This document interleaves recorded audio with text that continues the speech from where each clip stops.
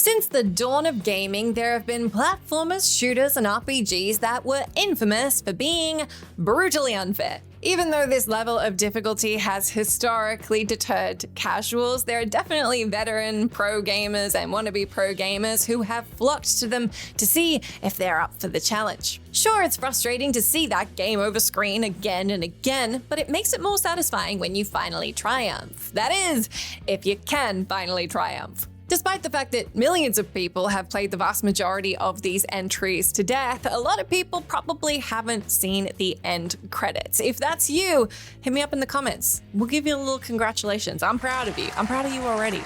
You're here. I'm proud of you. Okay, let's keep going with the video. I'm Jess from What Culture, and here are 10 absurdly hard games you never beat. Oi, you! Yes, you. Do you want to stay safe and browse freely? Well, NordVPN is running an unbelievable deal at the minute that gets you up to 76% off subscriptions and 3 months free. Just scan the QR code in this video or click the link below and it's all yours.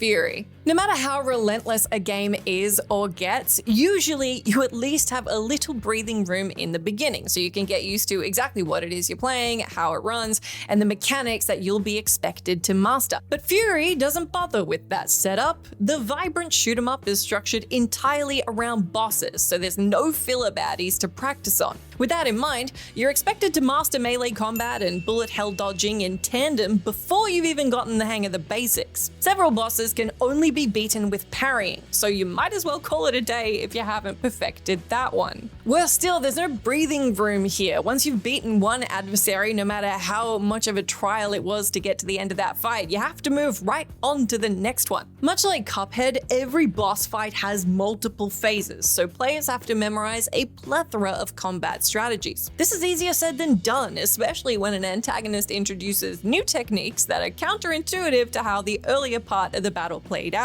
The difficulty can skyrocket at any moment, since these brutes can unleash surprise attacks or change your surroundings with little to no warning. Furi is a solid title, but casual gamers should probably give it a miss. Dragon's Lair 2, Time Warp. Dragon's Lair stood out in its time since it plays out like an interactive movie. You watch fully animated scenes and make timed inputs to avoid obstacles and navigate around your surroundings. If you do miss time any of those quick time events, you'll find yourself plunging into a pit or being eaten by a monster. As ruthless as the first installment was, it was nothing compared to Dragon's Lair 2 Time Warp. Although the sequel follows the same structure, there's one caveat that catches everybody off guard. You see, players need to collect all the hidden treasures that are scattered throughout the game if they want to unlock the final level. These appear during specific sequences, sometimes for less than a second, and you need to press the right button if you want to grab them. What's worse is there's no indication that these collectibles are mandatory, and they often rock up when you least expect them or during a hectic moment when you're not really thinking about picking up a treasure, you're thinking about,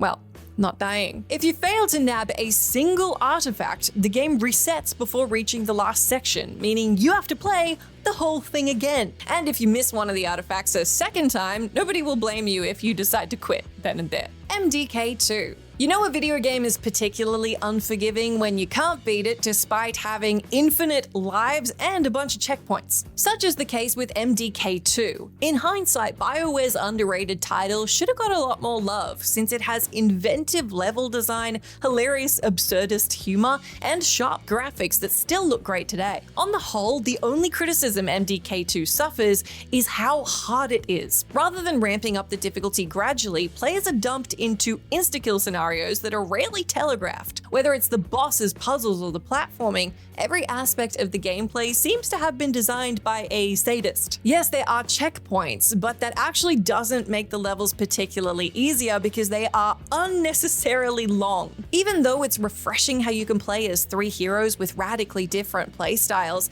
the decision adds to the challenge because you get so used to playing as one individual that it's jarring when you switch to another, since you need time to adjust to their abilities and skill set. Sadly, you do not have the time to adjust because before you know it, a bunch of new enemies, traps, and instant kill things are thrown at your face and you need to try and survive them, and mostly, you probably won't. Getting over it with Bennett Foddy. For some players, the hardest thing imaginable is battling a legion of enemies or a screen-filling boss. For others, it's solving a multifaceted puzzle within a tight time constraint. However, getting over it with Bennett Foddy focuses on one of the most difficult and insurmountable challenges in all of video games, and that is the absolutely terrifying realm of physics. The unconventional climbing title follows a philosopher stuck in a metal cauldron who must use his sledgehammer to swing around obstacles, terrains, and structures. Even though the gameplay would be significantly easier if you could use his legs, the creator deliberately disables that ability, and as a result, you have to awkwardly swing, drag, and fling yourself around,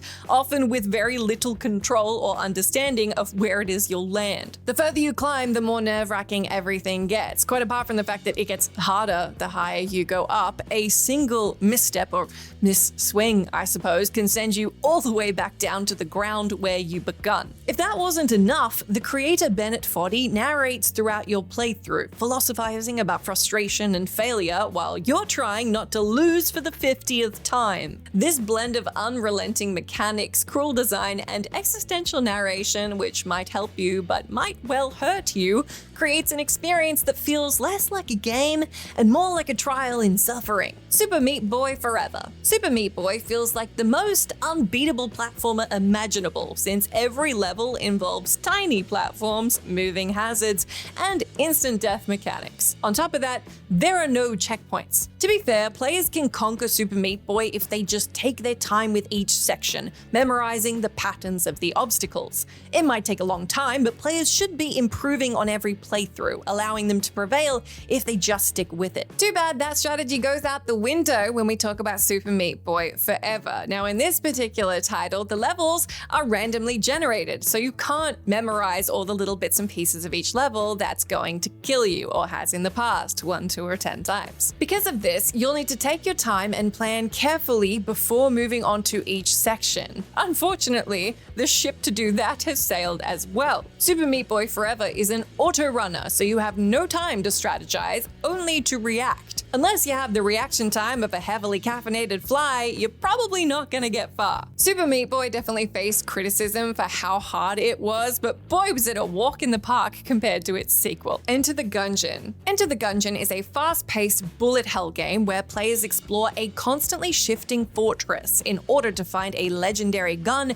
that can destroy the past. Boasting 300 weapons, beautiful retro art, and addictive roguelike gameplay, Dodge Roll's title is an absolute blast. Despite receiving high praise pretty much across the board, a lot of reviewers did emphasize Enter the Gungeon's barbaric difficulty again and again and again. One of the things that makes the game's difficulty so particularly brutal is the randomized loot system. Although randomization does play a big factor in a lot of roguelikes like Hades and Dead Cells, it's possible to win in those games even if you're stuck with minor enhancements. But if you don't get the best arsenal in Gungeon early on, you might as well start from scratch. Gungeon demands pixel-perfect dodging, especially in later floors. Even players with flawless reflexes are sure to struggle with evading projectiles, since said projectiles blend in with the background. Also, there's no easy way to heal. If you're taking a bunch of hits, especially early on, there's not really a solid way to come back. Shops do sell things occasionally that can boost your health back up, but they're often not worth it due to the high cost. Enter the Gungeon is still worth checking out, but you have to accept the fact that winning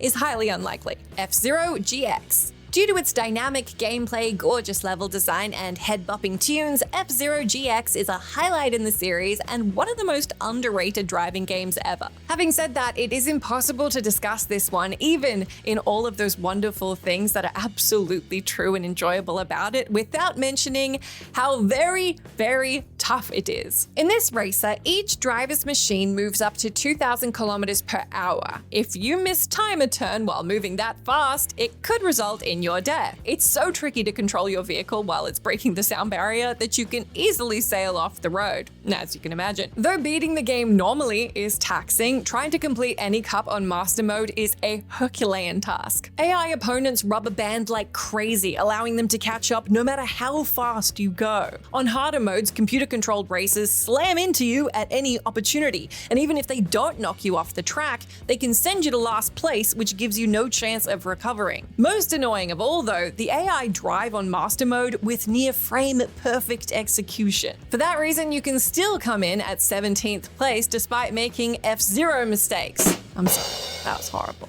I'm really sorry. Even though you're expected to complete every race on Master Mode, winning one cup is pure torture. If you have, again, report to that comment section. Ikaruga. Bullet hells are a whole other breed of punishing games, since the genre involves being constantly bombarded by projectiles in every foreseeable direction. Unless you have heightened coordination and a gift for multitasking, you kinda don't stand a chance. But even the biggest bullet hell enthusiasts might not be cut out for Ikaruga. What makes Treasure's sci-fi blaster stand out from its peers is the fact that you fly a ship that switches between black and white polarities, allowing you to absorb black and white projectiles. Now, there are so many bullets on screen at once, it is impossible to advance by just trying to dodge them all. As such, you have to allow yourself to be hit while absorbing the appropriate projectile. It's a neat idea since the puzzle-like element compels you to have to be tactical when to reverse the polarity.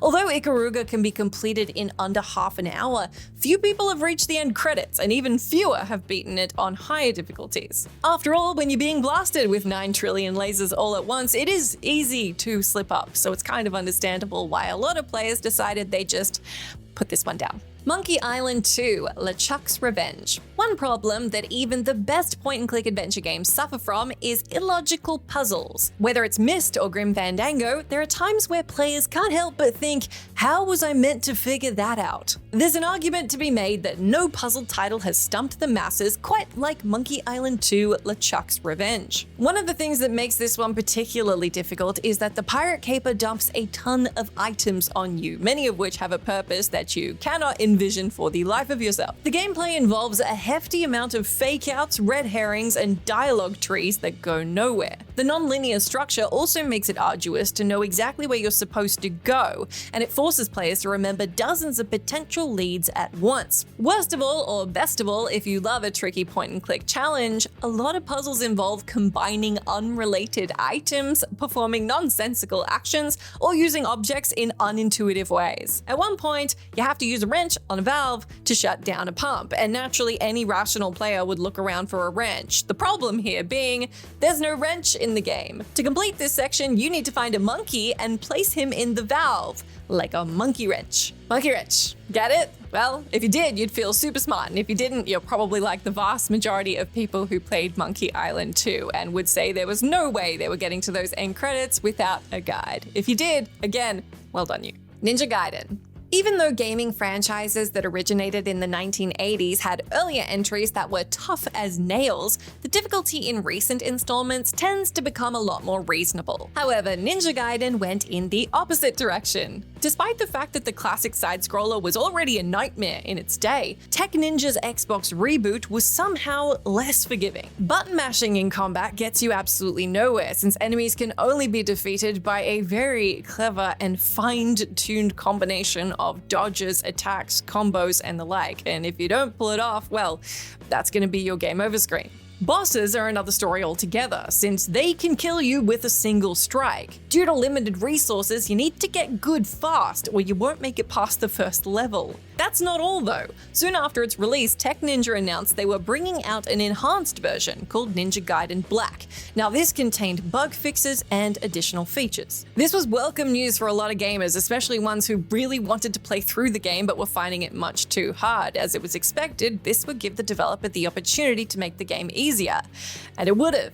But they didn't. They made it harder. In Ninja Gaiden Black, enemies are more reactive and come in increased numbers. Certain weapons and tactics were nerfed, making it tricky to exploit enemy weaknesses, and just in case that wasn't enough, the game added a new mode called Master Ninja, which makes the classic mode feel like a breeze. Honestly, the only way Ninja Gaiden could be more challenging is if the enemies killed you in real life. That's the end of our video, and we don't have any videos about enemies killing you in real life because that would be absolutely terrifying, but we do have plenty more lists about games that are absolutely nails down a chalkboard difficult. So if you enjoy playing games like that or just hearing about them because you don't want to play them, make sure you check out the lists on our site. There should be a video on screen. You can click it and check it out and you'll enjoy it, I promise. I'll catch you next time. Thanks for hanging out.